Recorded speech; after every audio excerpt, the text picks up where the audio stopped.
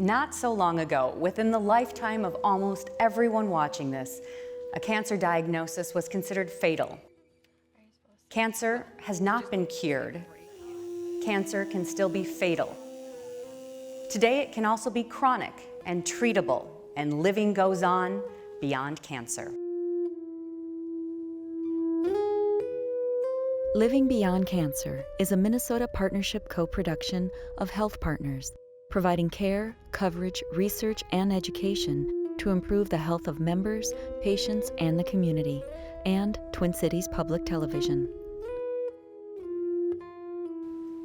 Cancer and celebration are two words that don't normally belong in the same sentence. Tonight, they do.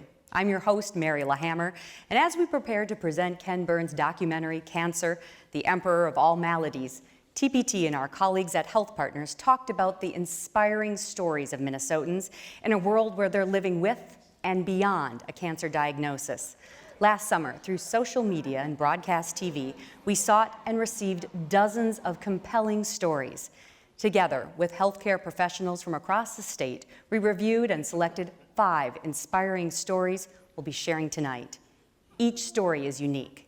Each story shows us how people are moving forward with their lives and helping others to do the same.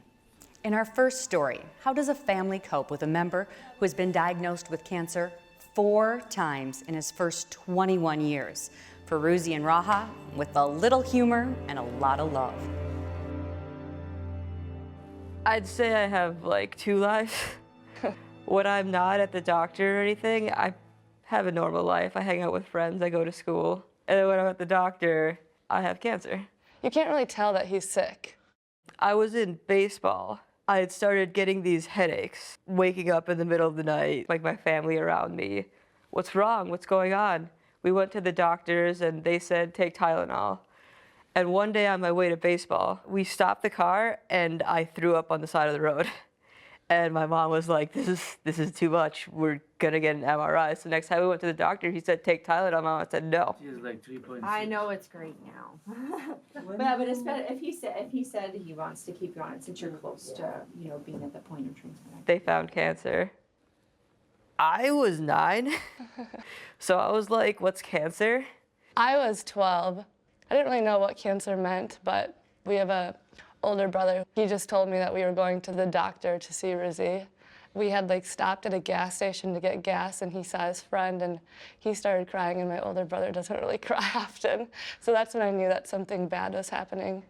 The day after I was diagnosed, I had brain surgery. Again, 9-year-old, not a big deal.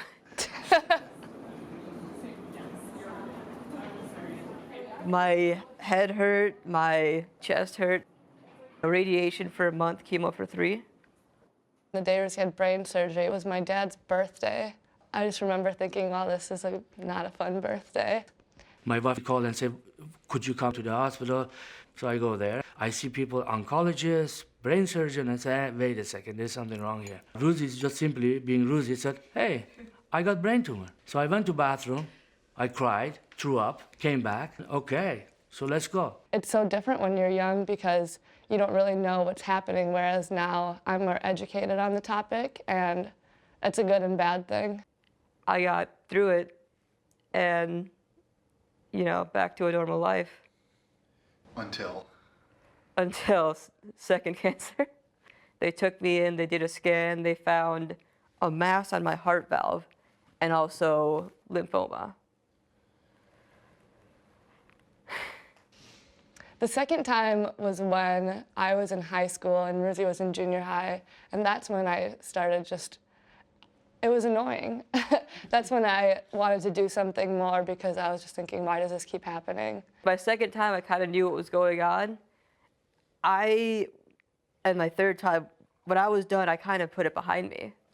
And my sister was not. She was like, this won't happen to anybody else. So how did you guys get interested in this? What's your involvement? Yeah, so I'm here because my little brother is he's going through his 4th battle with cancer. So any way that we can prevent cancer is something that I'm supportive of. So that's how I got involved with the American Cancer Society. And that's how I met Caitlin. Right. And how about you? I got involved because I lost my mom 4 years ago to colon cancer. And ever since then, it's just been a great way for me to fight back and feel like I'm doing things to carry on her legacy. You were 14? Yeah, 14, 15. Yeah, and I was 17. And then the third cancer, he was 15, and I was a freshman in college. It's weird to think that he's lived more than half of his life doing this, because now he's 21 and he started when he was 9. Good luck in what you're doing. Yeah, thank you. Nice to meet you. Good seeing representative. In between times 3 and 4 was when I started volunteering with the American Cancer Society's advocacy affiliate. In Minnesota, we work on a lot of preventative legislation that has to do with tobacco, tanning, and physical education and nutrition legislation. Ruzi, as a 21-year-old, is on my parents' health insurance. I have no idea what would have happened if that wasn't the case. That's a really scary thought for me. And he has a pre-existing condition.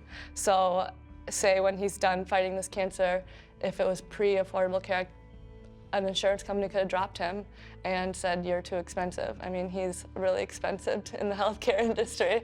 So Minnesota's a state that cares for its people. I feel really strongly about this bill, giving more quality physical education to kids, because if they are healthier at a younger age, they're going to be healthier at an older age. And really anything to prevent cancer is a good thing in my book. Really, it's a twofold win-win situation in my mind to make sure that our kids and our high school students are being physically active. Caitlin and I both got selected, 8 people across the whole nation, and it's called the National Campus Leadership Team. That's another thing the American Cancer Society has given me, friends that understand. Like Ruzi has that survivor perspective. I have the caregiver perspective with friends like Caitlin. My social worker told me about this camp, and I was like, cancer camp? What are we gonna do? Like, lay down in beds? Get our IV fluids together? I went to the camp, and it was just this place where everybody understood. And so I ended up going again and again and again and again. Everybody at the camp has had cancer. I go through, it's like, oh, lymphoma, leukemia, brain tumor, woo! Party with the brain tumors. Half the battle is your attitude, and half the battle is your family's attitude. Like if he saw us being Debbie Downers all the time, who knows what would have happened. It always gets worse before it gets better, but it's, you gotta know that it does get better. Love so much and love big. Just like any sibling, I was pretty mean to you back in the day. But he's my #1 inspiration, like everything I've done with my life. It's okay. My dad's crying back there, does it help? It's a really crappy disease, and everything I do, I want to just make sure that in my lifetime we get rid of cancer. Because after the 3rd time, I thought we were done. But we're on round 4, and after that one, we're gonna be done. This is my 4th time having cancer, and you know, I can say I had cancer, but I can also say cancer never had me.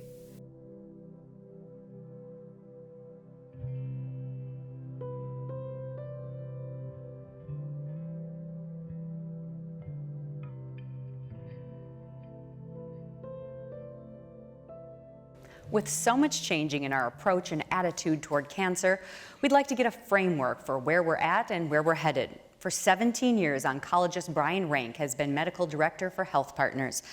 Welcome. Let's start with that big picture framework. Can we say, where are we at with cancer? We've come a long way in actually a short period of time. We are on the verge of breakthroughs in terms of our understanding of cancer. The Human Genome Project has actually allowed us to understand where cancer has come from and to design therapies. That leads to the next logical question. Are we on the verge of a cure? There will not be one cure. There are cures today for many cancers, and our story is a great example of that. But there are many, many kinds of cancer, and each one a different cause.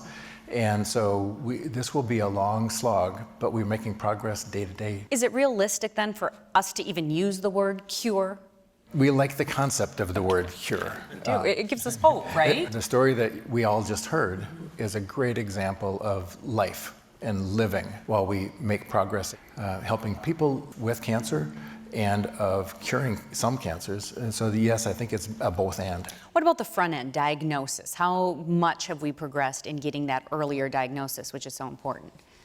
Most of the screening studies that have a good evidence base behind them today, colon cancer screening is probably number one, and Minnesota's trying to be at 80% appropriate colorectal cancer screening by 2018, and we're doing a good job of that. And Minnesota's probably the best state to get care in. So we can screen for some cancers, and some cancers we can't. Some cancers there's no early diagnosis, and so, but our diagnostic capability of understanding where that cancer comes from and how to put it into remission, we're massively improved in our understanding of that. Could it be as simple as this TED Talk that I watched recently where a guy has an iPad and he can diagnose through a blood test? I mean, is that realistic that it would be as simple at some point as a blood test could diagnose any kind of cancer?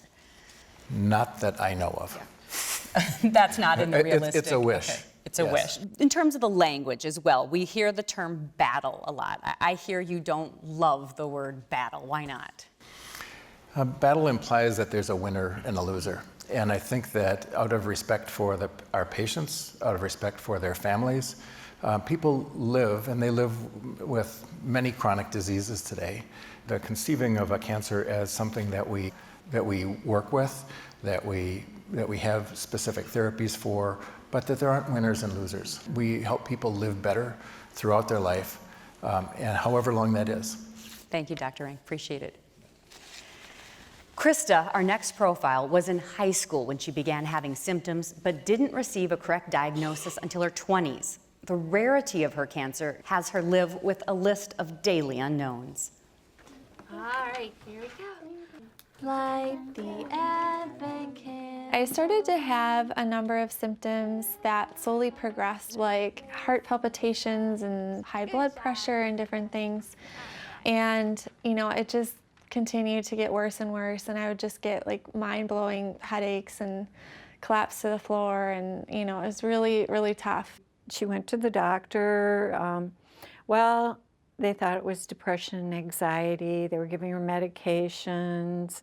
She was losing interest in school, and she was quite a bit more moody. And I told Bobby, I said, something isn't right. I don't know what it is, but I know something isn't right. I finally had a doctor that was just like, your pulse is like you're running a marathon sitting. And then she sent me to an endocrinologist. And that's when he did the scan and diagnosed me with a pheochromocytoma. Literally 2 days later, I was in the hospital. I spent a week in the ICU, and I wasn't able to breathe on my own. That recovery didn't go well. I really think she was possibly on the verge of dying. So as soon as I had that taken out, though, all those symptoms went away, because it was the tumor that caused those symptoms. However, because it was a malignant form, that's why it continued to spread. It's a rare form of cancer. Not many people have it, so there isn't an easy way to say this is how it's going to progress and this is how long it's going to take. I was kind of in a place where I was just like, okay, what do I do? This is it. But my parents just pushed me to keep going with school, finish out your semester, just keep doing everything you can do. So I finished my bachelor's degree, driving to Mayo every day, back and forth. She'd get up, go to radiation, drive up to St. Paul, go to school, go back. And she just kept doing this, and it was amazing. My family, they've been there for me so much. We all kind of support each other and help each other kind of see the bigger picture and what's important and stay centered in our faith. My parents' faith absolutely contributes to their perseverance every day and finding that silver lining. Nick has been an incredible support. He's dated me throughout all of this and wants to marry me, even though, I have this diagnosis and prognosis. Krista and I have known each other since kindergarten. I was in the first grade and she was in kindergarten, and we rode the school bus together. It was almost immediately when we started dating that she had mentioned that she had had cancer, and initially it was tough. You know, there were concerns and we had had conversations about it, but as you sort of grow together, it goes into the background and it doesn't matter. You know, the person matters and the relationship matters. Knowing that we have each other, finding the little pleasures in each day is what really keeps us going and positive. Ultimately, I think I've learned how to treat my body better and eat healthy. She sort of treats herself too, I mean, in her diet and in her lifestyle. I do get a monthly injection at Minnesota Oncology in St. Paul. I need your last name and date of birth. It's supposed to help with bone density and to stop the cancer from growing. So I think my doctors and I are kind of always looking out for what's going to help me be more functional in my life, what's not going to take away from my life too much so that I can continue living, and functioning as best as possible. So it's on page 87. I'm an occupational therapist. I also teach a faith formation class on Wednesday nights. It's a lot of fun to watch them get excited about it. She's a very giving person. I think that is very helpful in dealing with, adversity. She thinks of others a lot, and I think that's a big thing. Since she's had cancer, I think she's become a more full person. Are you ready? Mm-hmm. More rounded, more giving, more sharing, and she has a full life ahead of her, probably with some difficulties along the line, but Are you supposed to? isn't that the way with all of us? It's not something you can focus on all the time. I mean, you have to put it aside and you have to have, great days, as many as you can. You're given this diagnosis with such weight to it and consequence and inevitability. Having to constantly worry and control things, I mean, what a pressure and a burden that is. You have to have the belief that on the other side, there's going to be something better waiting for you.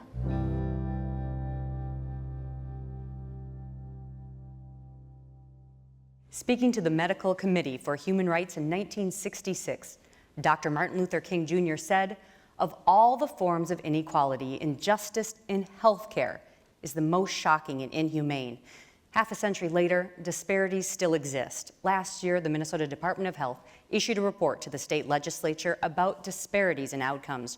Joining me now are Health Commissioner Ed Ellinger and Dr. Kola Okayimi from the University of Minnesota. Doctors, let's start with that report. And Commissioner, what did you learn? Not everybody has equal opportunity to be healthy. That they're disproportionate to certain policies and systems and environment, and the care that is often provided disproportionately affects some populations, particularly low-income populations and populations of color and American Indians. The earlier segment talked about the advancement or the advances made in cancer, which is absolutely true. There are great breakthroughs, but these breakthroughs and advancement are not being experienced by all populations. Is Minnesota unique? Well, no, I don't think Minnesota is unique, but we are a state that prides itself as being, women are strong, men are good looking, and all our health statistics are above average. Yes. But our health statistics may be above average, but this is not about averages. We really want to reduce that disparity, and we have some of the greatest disparities in the country. And we're talking about cancer, that the disparities exist in cancer in this state, along with disparities in many other health indicators. And why? Why do we have these disparities? Is there a lack of trust, communication, outreach? It's not one single factor. It's a combination of factors. There are structural factors, like the commissioner had in the report. Insurance, does the patient have insurance? What kind of insurance do they have? And which facility are they getting treatment? The Masonic Cancer Center is leading the country in some breakthrough breast cancer research. And we know that even though white women, for example, are more likely to get breast cancer, but black women are more likely to die from it. And that has to do with low screening rates, so late stage of diagnosis, and also getting some more aggressive forms of cancer that do not respond to the common treatments, which again leads to the issue of most of the treatments we have have only been tested in white middle-class populations. Yeah, let's take a couple of the things because access to insurance, that has increased, correct, across the nation and here in Minnesota. So would that help early diagnosis? Are those numbers at all starting to improve yet? Well, there's certainly several aspects of cancer. Certainly there's the treatment and the kind of disproportionate care that people of color and American Indians get compared to whites. There's the early diagnosis. There's the access to care that has a relation to that. And then there's the prevention aspects. And my job is to try to prevent as many cancers from occurring in the first place. And so we look at the things that really are risk factors: tobacco use, obesity, diet. Those are things that are disproportionately also represented in communities of color and American Indians for a whole variety of reasons, some of which are policy issues that affect how much income they make, so where they can live, what kind of access they have to food, and some of the marketing that goes on, particularly African Americans are targeted with tobacco advertising. So there are many things that lead up to developing cancer, early diagnosis, early intervention, and we need to look at all of those and see the disparities that are there. Yeah, what are the keys to that early intervention that seems so important? Community engagement. So we need to meet the people where they are. Now we're talking about surviving cancer. There are some of our communities who don't know anyone close to them who has ever survived a cancer. There are some of our communities that... That doesn't sound like there's a lot of hope. No, so there's some of our communities that don't even have a language, a word for cancer in their culture. There's still communities that believe that cancer is a white man's disease. That sounds like a huge barrier. Oh, absolutely. So those are things that we at the University of Minnesota Cancer Center have been are working to bridge. So trust is part of it. They have to believe that what you're telling them is the way to go. So we have a long way in bridging that gap between what the best that science can offer, which Minnesota is leading, to the lack of engagement of our communities. Certainly, there are whole